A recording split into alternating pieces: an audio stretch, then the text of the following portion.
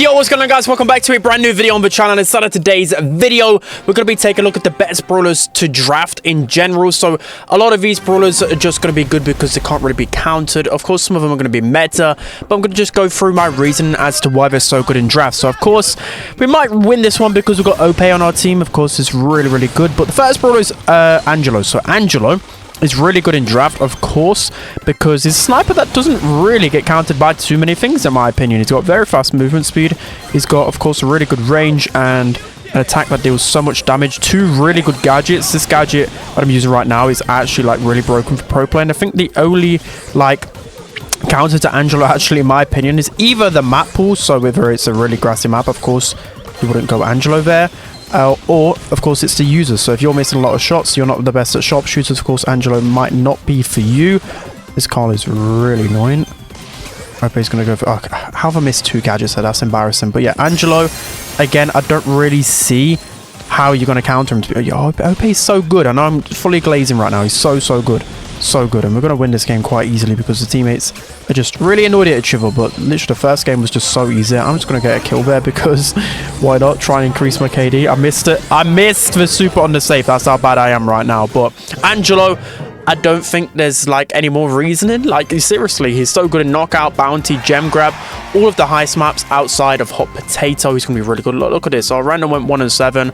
I know OP kind of carried, but at the same time, like, Angelo's just good into everything. I really can't see many counters to him in the meta. He's always been A tier as well, so I just think he's the perfect brawler to draft. You can never go wrong with Angelo, to be honest. Let's jump into the next one. All right, guys, jumping into the next brawler, I believe is just perfect to draft. Maybe not in this meta, but I know you guys will be saying in the comment section, well, give us some off-meta options.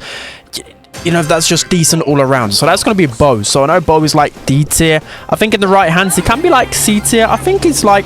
he's on the bad side of the meta, but again, like, people do underrate him a lot of the time. Bo used to always be considered like an NPC pick. Now I just don't even see the NPCs play him. So is he as bad as it seems? I don't know, because Bo is still like, I don't know, not used a lot by the pros, but he was actually used a fair bit on like shooting star, for example. Pros still used him a little bit in bounty, knockout, etc. He's still like a decent option in like hot zone, gem grab. You literally see double swoosh. He's perfect for this map. He's still got some good places. So again, Bo can be pretty good for that reason.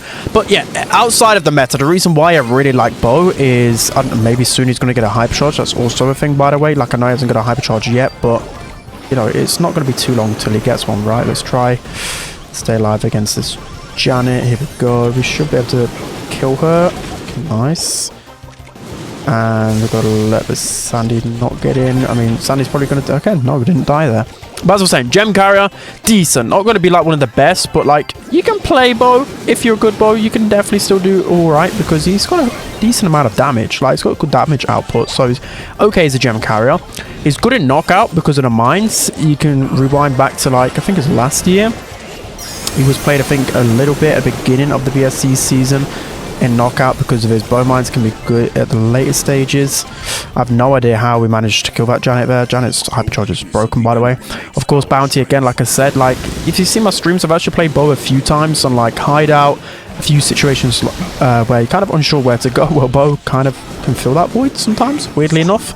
He also it's got a weird use case where his gadget can actually tank like gene pools, it can tank piper shots, etc. So it's not as bad against snipers as you may think. Okay, Sandy's one shot here, and the bow mine. Come on, Sandy's right there. Get Sandy down, please. He better get that kill. There we go. I mean, Janet's going for me, but little does she know that we can just auto aim her down. There we go. Alright, we've already got one bow mine left there. I'm actually just going to place some mines over here. We need to get one more left. Okay, yes. Janet, just run into the bow mine. Why not? Perfect. There's just a lone pearl. I think we have enough gems here to move back. Yes, we have. We definitely got enough, because it takes roughly around 6 to 7 seconds for a gem to spawn. So we're just good right now. So, as I said, good on longer range maps as well. He's actually good in hot zone. He's actually good counter to brawlers like Lou, for example. And this is, again, another case where in double swoosh, you've probably seen this. I think I went Bo somewhere not too long ago in a challenge video, and I just didn't die on this map. The same goes again. Like, he's actually okay. He's not horrible, It's probably a better option more times than not, but that's because of the meta. Just overall as a brawler though, he's so well-rounded, and I just think he's a great brawler to go. I mean, personally, I really like going him in draft. So that's going to be Bo. Let's jump into another. Now moving into the next brawler who I believe is just perfect to draft pretty much most of the time. It is Lola. So the reason being is because Lola doesn't actually have any like crazy counters. I think only there's a couple which I would consider like unreal counters, and that's like maybe Penny and Belle, which I'm facing off against Belle right now. But other than that, Lola can just be consistent everywhere. So I know this is a brawler that a lot of people are probably aware of already. Lola's always like B tier in the meta, so pretty decent. This spell is just going absolutely crazy with the auto aim. Okay. I should have probably just run into that mine straight away before regenerating my health here, because that's what you kind of got to do against Belle. Just waste the trap. I mean, this is unfortunate. I was facing Nanny in the first set. It was just so easy, but I think we should just still be able to have a good matchup against Belle. Anyways, Lola's just good everywhere. Like, you can kind of just makeshift Lola in the draft. Like, that's the reason why Lola's drafted so much. Like, I think in practices, you know, pros already know that Lola's like just good everywhere. So with the pressure of tournaments or whatever else, you can just always draft Lola, and it's just, you're never really going to get out drafted, because you can always like win your matchup with her because of the range, good DPS, like good star power that can heal you. There's a lot to like about her. She's got a lot of HP as well. She's really good with the vision gear as well on bushier maps, so there's so much to like about her. She's played on like shooting star, for example. That's when you know that Lola's so good in the draft that you can play her on shooting star, literally the longest range map in the game. You'd think that other snipers would be able to have a good matchup against her, but this is just unfortunate. Okay, hate to see it.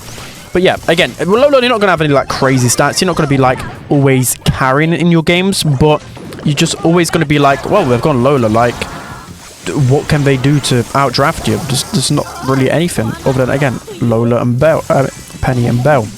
But a lot of the times, like, Penny's either like drafted by your team, or of course you wouldn't draft a Lola into a Penny. Of course you wouldn't. So again, you can go Lola literally everywhere. Really good in heist. You know, she's decent in any long range map. She's going to be pretty good. You can play Lola as a lane or a mid in gem grab.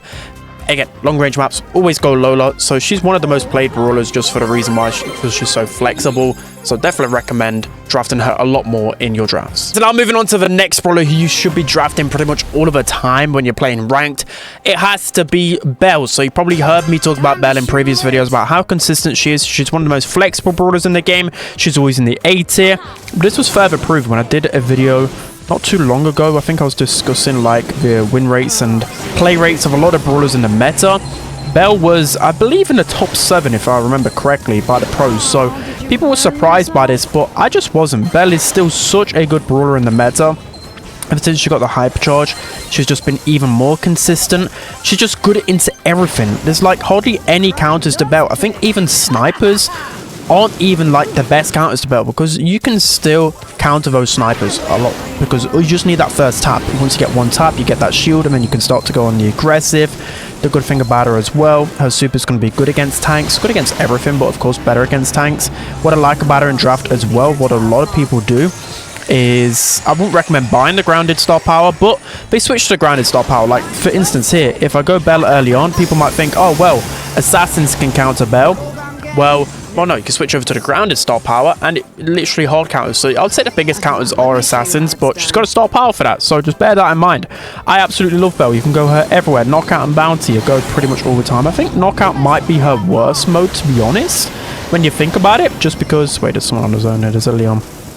There's a sneaky Leon. He's been trying it all game and not been prevailing, but this is a lot more of a sweaty game now. I've started to waffle, so let's try and lock in a little bit here and try and gain some control, and then I'll go back to SpenLC waffling like crazy. Okay, we've kind of just got to wait for this Leon invis to wear out. He's definitely in this grass. Like, come on, I'm a Leon main myself, so straight away when you're playing Leon, by the way, you just got to think, well, what would I do if I was Leon? I would try and get in the grass. That's what I would do. And look at that fadeaway shot, brilliant. Stu's definitely gonna die here. Yeah, I was going to try and heal up, but we need some zone time as quickly as possible. Amber does just flap that super though. What on earth? Where did that just go? I meant for that to go to Lou. I feel like, yeah, I was about to say, I feel like Leon is pretty close there. Hypercharge Penny turret should be able to help us out in this clutch situation. Okay, everyone is dead. This is looking good. All my teammates need to... Bro, Stu, stay alive instead of shooting me, please. Okay, it's all good. It's all good. We haven't got enough time to make a comeback. So yeah, Belle, absolutely love her in the meta. Of course, any long range map, you can go pretty much Belle. And that's why she's so good. Literally here, she's one of the best first picks. Again, she was in the top 10 in play rates. No one bans her in draft, so you can always pretty much guarantee go a Belle as well. So absolutely love her in the draft. Yeah, brilliant. Let's move on to the next one. Guys, so now jumping into the final brawler we're going to be talking about in terms of drafting. Pretty much at any given opportunity, it's going to be the twins. So again, this shouldn't be too much of a surprise to you guys because the twins are super versatile. And this, of course, is the theme of this video. You want the most versatile brawlers in the meta, just because, again, you can never really go wrong with going them. They're not really countered by all too much, in my opinion. Okay, she switched her position there. That is quite well played from her. One brawler that is annoying is Juju. Like, Juju's like the better version, but normally she doesn't make it through draft right.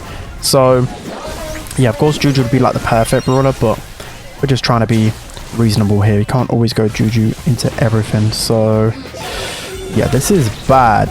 This is very bad. Everyone is going aggressive here, but not really doing too well. Unfortunately, we've got a Brock on our team, which for whatever reason, I don't know why there's a Brock on Hot Potato. And now, yeah, the thing is we can't leave Cordelius on the save. Let's save some ammo in case he jumps. There we go. I'm actually going to try and put myself in a good position in the bush here. But yeah, the twins are just good into everything. They're not really counted by other throws too much as well, in my opinion. Like, other throws can be okay into them, you know, like knockout and bounty, but they can still be okay. They can still be okay. We are getting absolutely dominated at the moment, though.